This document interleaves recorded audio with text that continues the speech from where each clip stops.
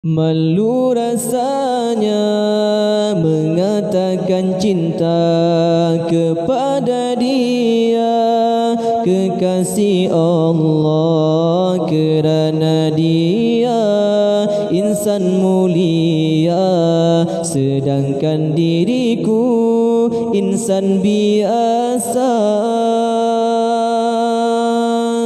Ku pujuk jua hati dan jiwa, meluahkan rasa cinta membara di dalam pujian, ucapan salawat dan penghargaan seorang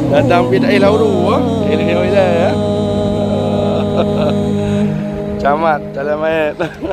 Selagi upaya turuti ajarannya, apa terdaya ku amalkan sunnahnya, moga di dunia mendapat berkah, di akhirat sana beroleh syafaat. Kerana peribadinya aku terpesona, kerana budinya aku jatuh cinta, rinduku padanya tiada terkata.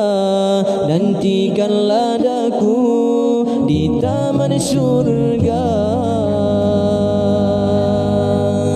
Malu rasanya mengatakan cinta kepada Dia, kekasih Allah.